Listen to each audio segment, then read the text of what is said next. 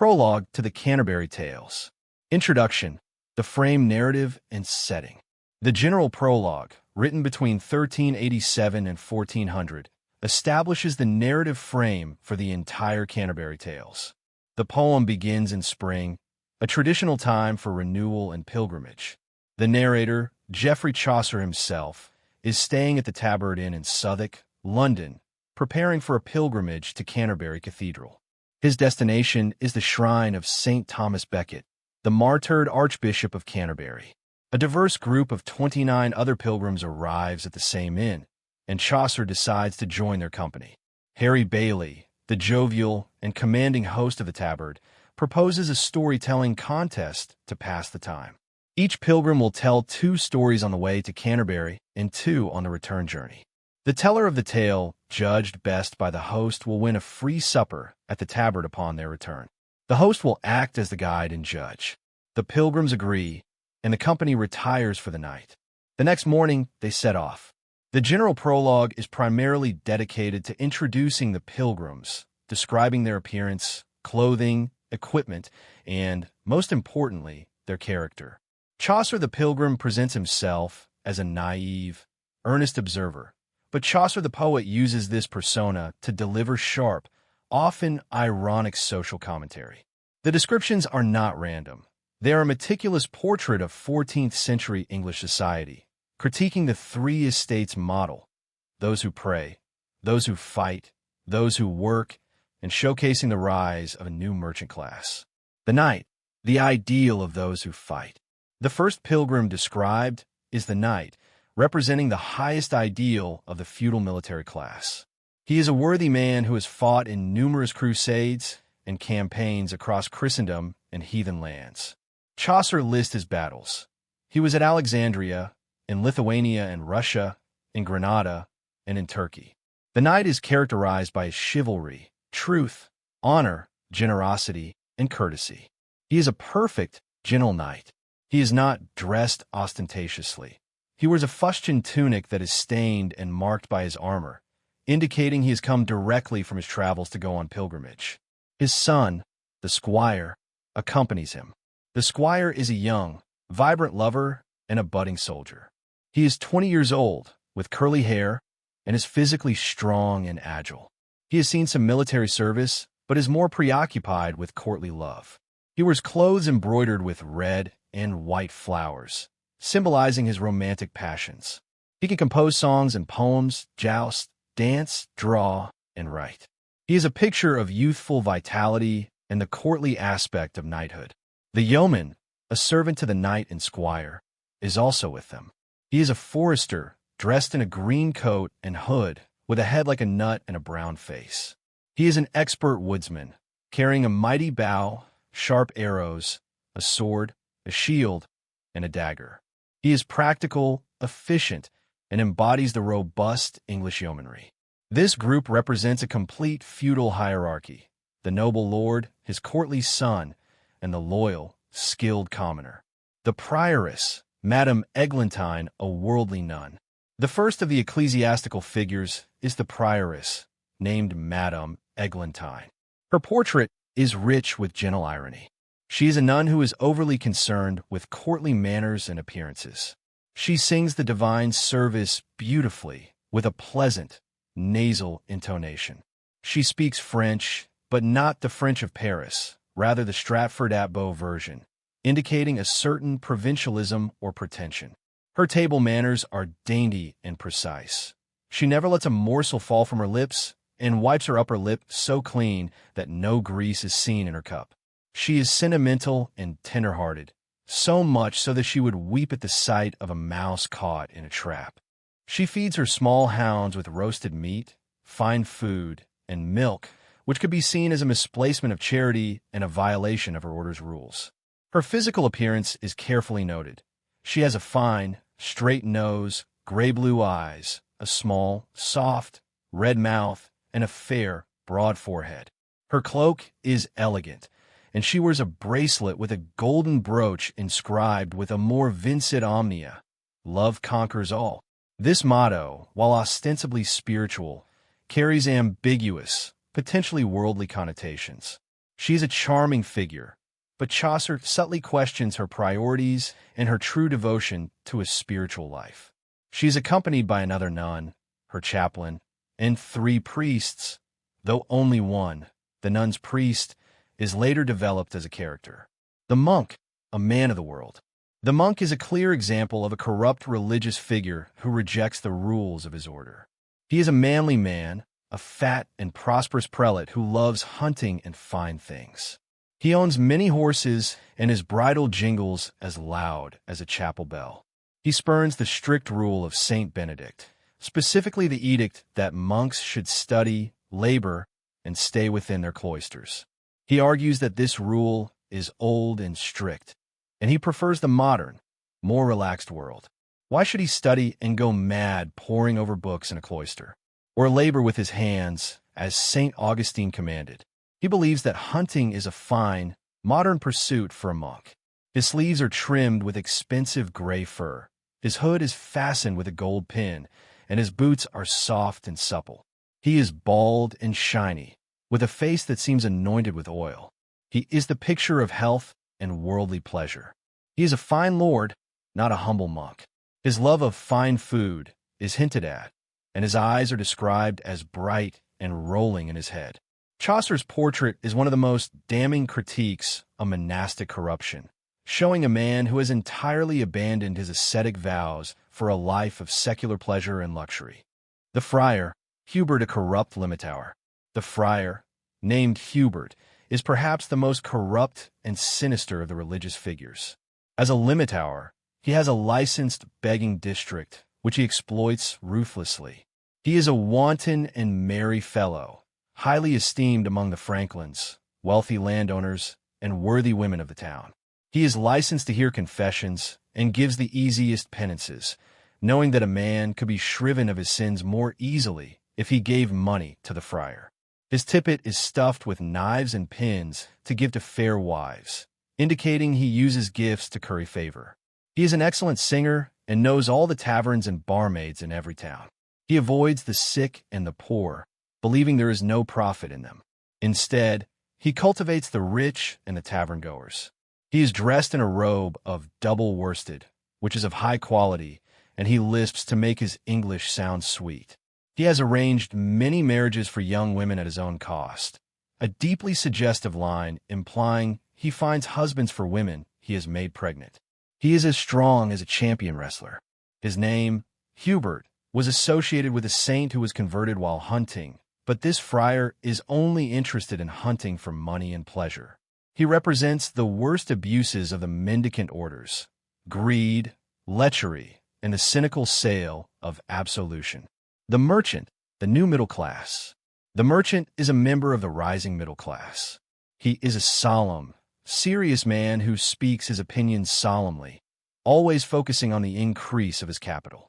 He is an expert in currency exchange, a practice that was often seen as usury. He is so dignified in his dealing and his bargaining that no one knows he is in debt. This is a key ironic point. Despite his impressive appearance and talk, the merchant is financially overextended. He is dressed in a motley coat, a beaver hat from Flanders, and expensive boots. He advocates for the sea to be protected and policed between Middelburg and Oer, important ports for the wool trade, which was the source of his wealth. He is a figure of the new commercial world, defined by his profession and his financial ambitions, yet vulnerable to the risks of trade. The clerk, the ideal scholar. In stark contrast to the worldly religious figures, the clerk, Oxford student, is a dedicated, impoverished scholar. He is thin and hollow-cheeked, and his horse is as lean as a rake. He would rather have 20 books of Aristotle's philosophy at his bedside than fine clothes, musical instruments, or expensive food. He is a philosopher, and what little money he gets from friends, he spends on books. He prays diligently for the souls of those who give him money to live on. He is formal, respectful, and of few words. When he does speak, his speech is full of moral virtue, quick and lively and heartfelt. He represents the ideal of the intellectual life, dedicated to learning and virtue, entirely detached from material wealth and worldly success. The sergeant of the law, the ambitious professional. The sergeant of the law is a high-ranking, successful lawyer. He is a wise and cautious man, often consulted for his legal wisdom. He is busy and seems busier than he is, a timeless critique of professionals. He has often served as a justice of the assize, a judge on circuit, and is renowned for his learning and skill. He can draft a legal document perfectly, and none of his charters or deeds can be invalidated. He owns a large collection of real estate, much of it acquired through his legal dealings, and he can convey land so cleverly that it becomes impossible to dispute. He is dressed in a multicolored coat, girdled with a silken belt. He is a figure of immense social power and wealth, representing the sophisticated and potentially manipulative legal profession. The Franklin, the landed gentleman. The Franklin is a wealthy landowner, a white beard, who lives for Epicurean pleasure. His house is full of culinary delight, and it snows with meat and drink. His table remains set all day, ready for a feast. He is a model of medieval hospitality. He has been a sheriff and a county auditor, important local offices. He is a cheerful man, always ready with a St. Julian's cup of wine and a partridge or a bream. His complexion is sanguine, indicating a hearty, pleasure-loving disposition.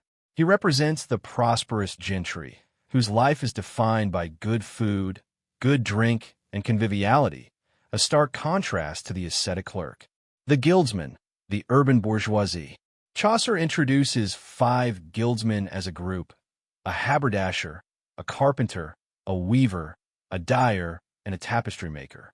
They are all clothed in the impressive livery of their guild, a sign of their collective wealth and status.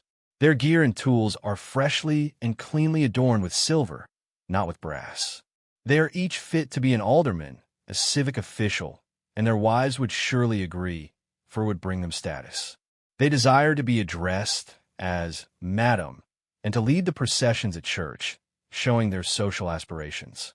They represent the powerful and growing urban merchant and artisan class, whose wealth gives them political and social influence. The cook, the skilled but flawed artisan. The cook is hired by the guildsmen to cook for them on the pilgrimage. He is an expert at his trade, able to boil chickens with marrow bones, make a good thick soup, and bake a pie well. However, he has a nasty ulcer on his shin, which Chaucer describes with unsettling realism. The description of the white sauce he makes for chicken is juxtaposed with the description of his sore, creating a grotesque effect. He can also roast, simmer, fry, and make stews. Despite his skill, his physical flaw makes him a more realistic, less idealized portrait of a working man. The shipman, the rugged sailor. The shipman is a master mariner from Dartmouth. He is a tough, weather-beaten man who rides his horse poorly, as if he were on the deck of a ship. He wears a gown of coarse wool, falding down to his knee. He is a fine fellow, but he has a dark side. He steals wine from the merchant whose cargo he is carrying, while the merchant sleeps. He is a skilled and ruthless sailor, having fought and sent many of his enemies home by water, meaning he drowned them. He is an expert navigator, knowing all the harbors from the Baltic to Spain. His conscience is as rough as the seas he sails.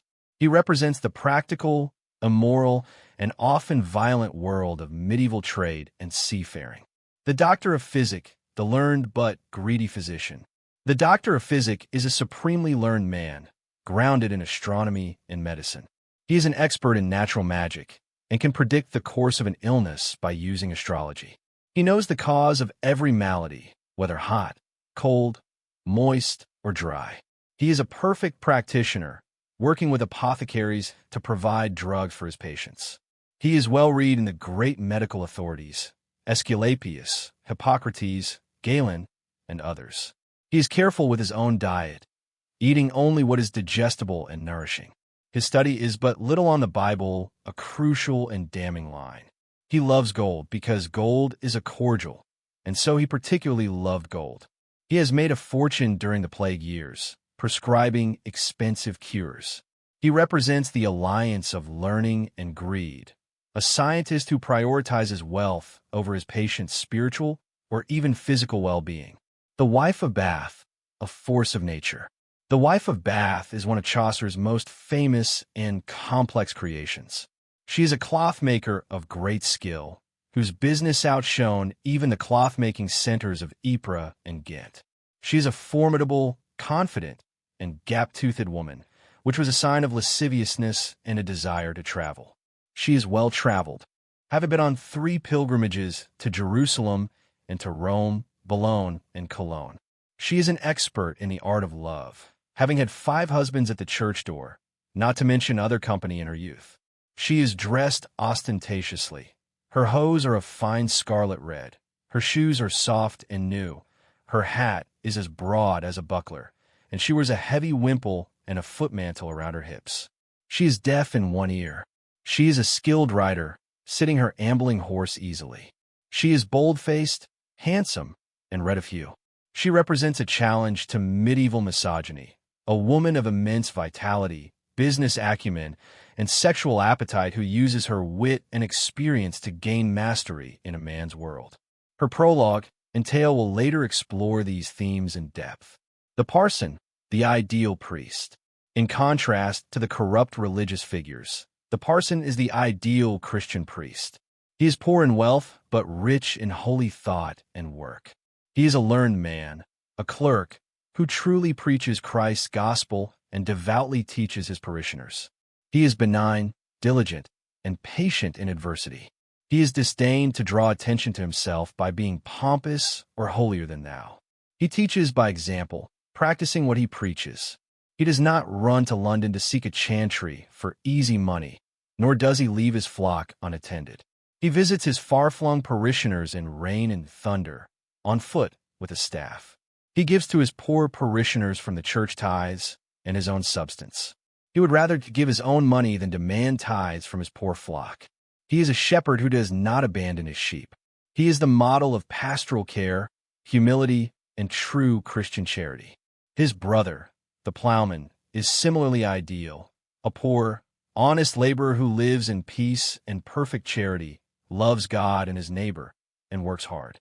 He is the ideal of the laboring class. The miller, the brutal churl. The miller is a massive, brutish man.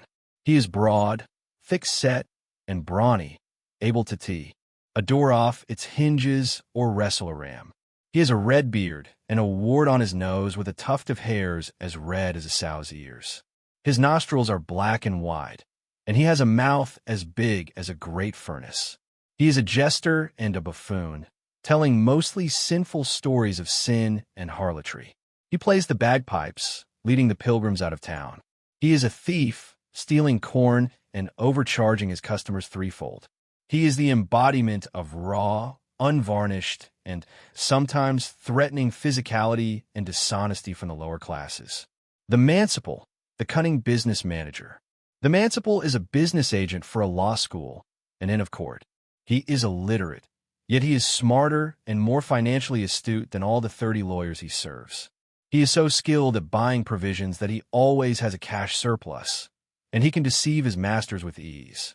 He is a model of cunning and practical intelligence, triumphing over formal education and high status. The reeve, the sinister estate manager. The reeve is a slender, choleric man.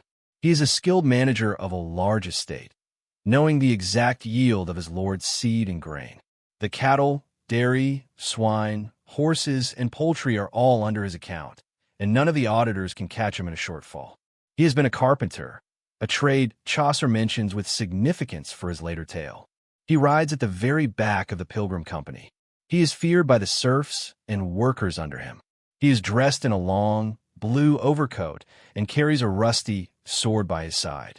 His close-shaven face and his legs are lean as sticks.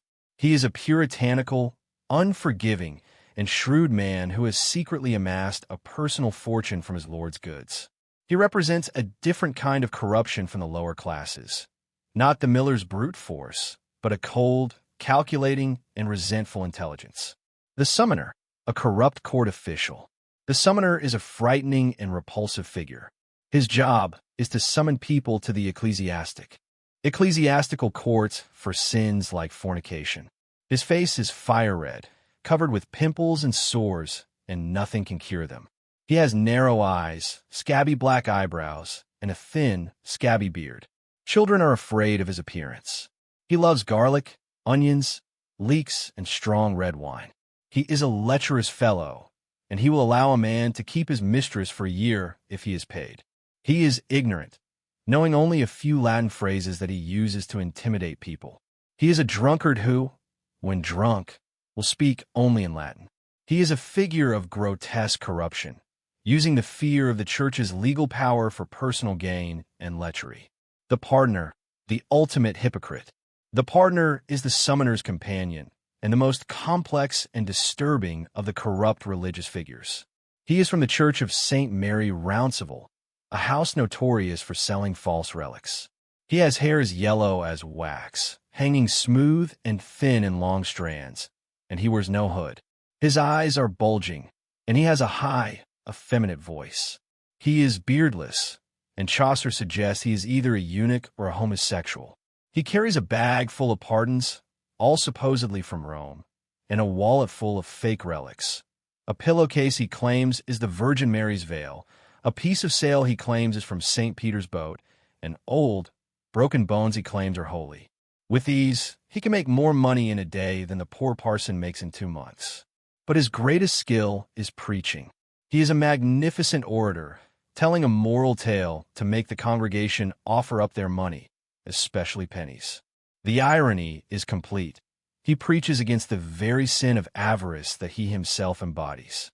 He is a consummate hypocrite, using his charismatic power to exploit the faith of simple people for pure, unadulterated greed.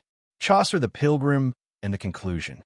Chaucer includes himself in the company as a naive, unassuming observer.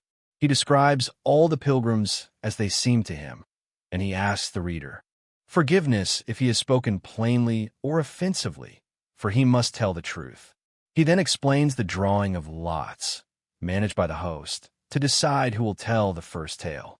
The knight draws the shortest straw, and with everyone's assent, he begins his tale. The general prologue ends, and the storytelling contest begins. Themes of this prologue are social satire, hypocrisy, corruption of courts and church, blind belief on religious personalities, and irony, because when Chaucer criticized characters, he also appreciates their looks, dressings, and voices. Now, some original lines explained, and themes. Iambic pentameter and rhyme royal. The prologue is written in iambic pentameter with rhyming couplets, a sophisticated metrical form that contributes to the work's lively and engaging tone. The opening lines, the famous spring setting. Original asterisk. One that April with his showers suit. The drought of March hath pursed to the root, and bathed every vein in switch liquor, of which for 2 engendered is the flower. Modern translation asterisk.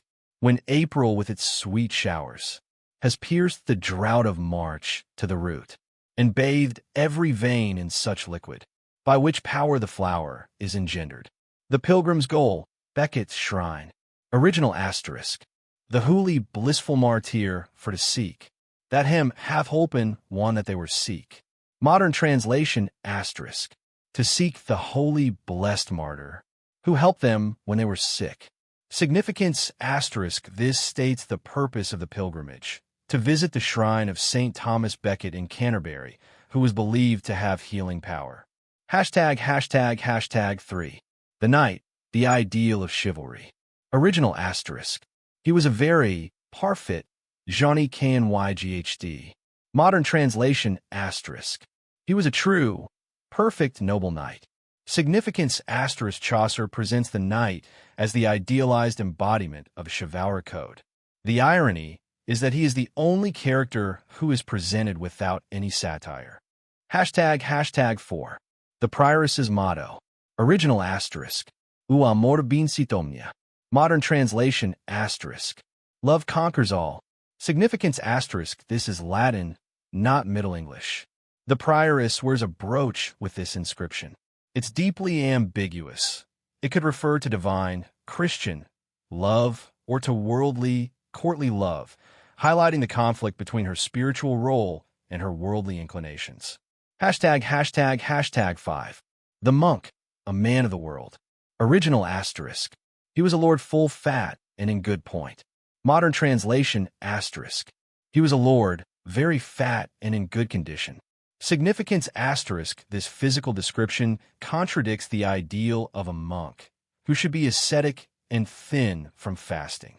His being fat and well off, a lord, shows his worldliness and rejection of monastic rules. Hashtag 6. The friar's courtesy. Original asterisk. Somewhat he lipsed for his wantonness, to make his English sweet upon his tongue. Modern translation asterisk. Somewhat he lisped for his affectation, to make his English sweet upon his tongue. Significance asterisk. This describes Friar Hubert's affected manner of speaking. The lisp is seen as a deliberate, fashionable affectation to make himself seem more charming and gentle, which helps him in his dubious business of extracting money from people. Hashtag 7. The merchant's secret debt. Original asterisk. This worthy man, full WL his wit by said, there wist no wight that he was in debt. Modern translation asterisk. This worthy man used his wit very well. No one knew that he was in debt. Significance asterisk. A great example of Chaucer's quiet irony. The merchant appears dignified and successful, but the narrator reveals that no one knows he is secretly in debt, critiquing the precarious nature of commerce and the facade of merchant-class respectability. Hashtag 8. The clerk, the devoted scholar. Original asterisk. For H.Y.M. was Levere have at his bed's heed 20 books clad in black or read, of Aristotle and his philosophy, than robes riche or fithily or gay sautry. Modern translation asterisk.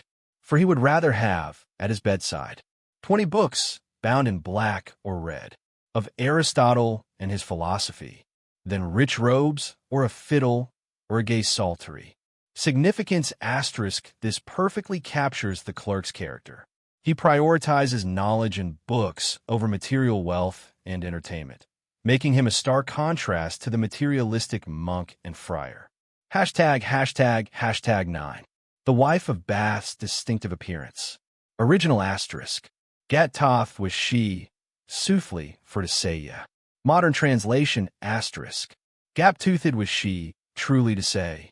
Significance asterisk. This physical detail was considered a sign of a lascivious nature and a desire to travel in medieval physiognomy. It immediately establishes the wife of Bath as a sensual, experienced, and worldly woman. Hashtag 10.